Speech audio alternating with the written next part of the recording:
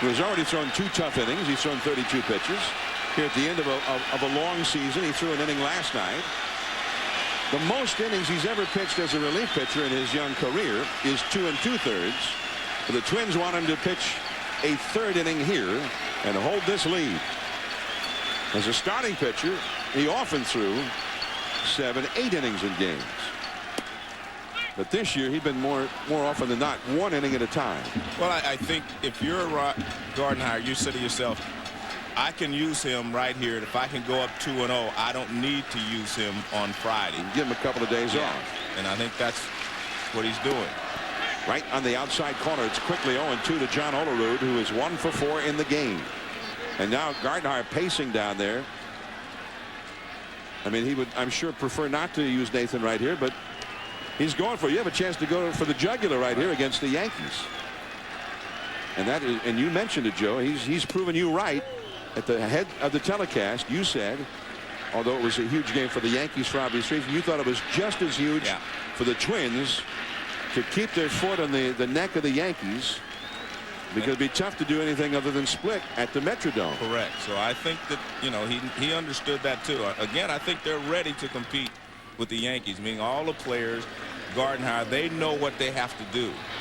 And you could see it on the faces of the Twins and the Yankee players and the fans around the 8th inning. You could see that they knew these Twins were here to compete.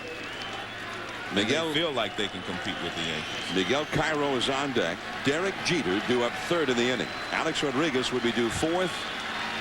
Gary Sheffield 5th. Did he swing? Strike 3. Jerry Crawford makes the unpopular call here in the Bronx. And 1 down. Here's Miguel Cairo. He is 0 for 3 with a walk. He scored the Yankees' 5th run that gave them a 5-3 lead. And it is 0-1.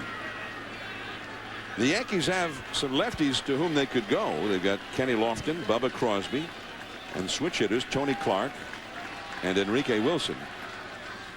But Torrey right now, he likes Miguel Cairo, who hit .292 for the Yankees this year. Game 3 at the Metrodome, 8 o'clock Eastern, 7 Central on Friday. That'll be Kevin Brown for the Yankees and Carlos Silva, a 14-game winner for the Twins. No swing there.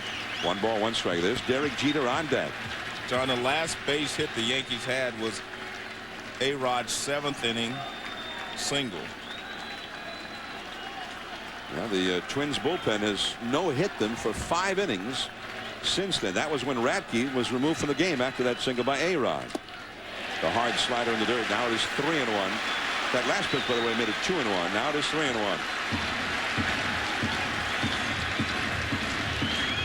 Well, the Gardenhire knows that, look, this is a very key situation in this entire series, not just in tonight's ball game, with him leaving Nathan out there for the 3rd inning. Good point. The key for them maybe winning this whole series is right here. Nathan's ability to get through this inning. And he walks Cairo. So here's Jeter. 1 ball, no strikes. Well, you have to also remember 2 things, John. This is also the 2nd time that Jeter, A-Rod, and those guys have seen Nathan. The first, you normally only see a closer 1 at bat during a game. This is their 2nd time going through the line, you know, getting a chance to see him. And you see Jeter did not chase that slider that he chased the first time through.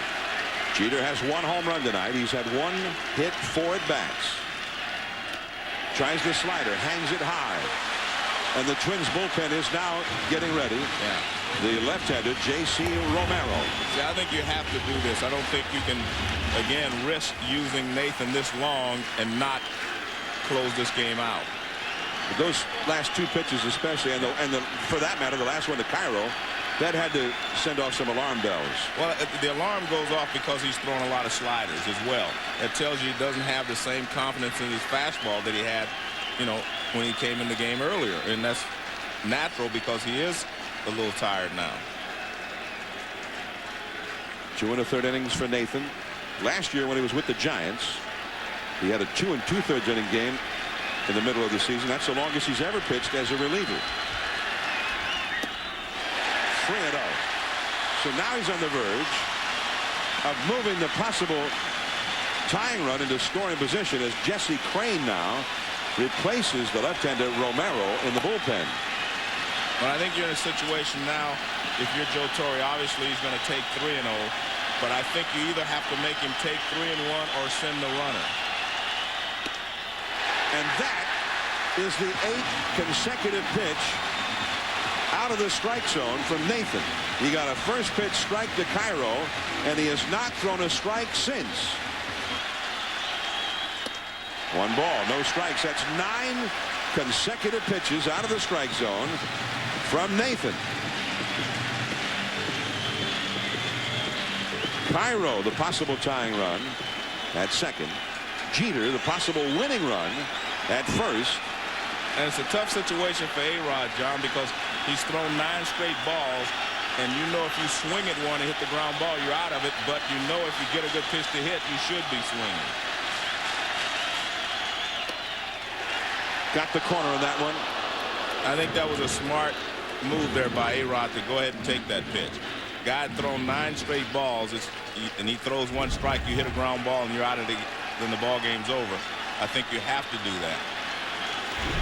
Now you're ready. You just say, pick out a pitch and let it go. Nathan, the native New Yorker, in the big ballpark in the Bronx. Under pressure. Left center. Hit well. Way back there. This ball is over the wall on a bounce. And that saves the Twins. Yeah. Instead of the winning run scoring, Jeter will have to go back to third.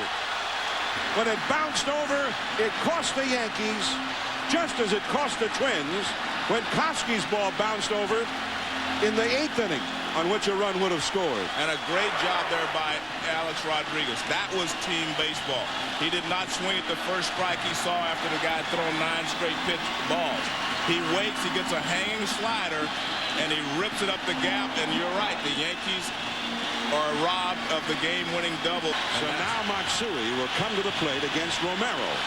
Romero, who was outstanding in 2002, not nearly as good last year, and then this year, in and out. The infield has to come in, the outfield has to come in. They're not coming in, John. They're going to play for a double play. I mean, they're playing the middle infielders right here. They're still back for a double play, and I don't quite understand this. The outfield is coming in. They're in shadow all the way around. Here's Matsui, 1 for 4 with a walk tonight. Right field, right to Jock Jones. Here comes Jeter. The throw cut off. The relay. Safe. The Yankees win.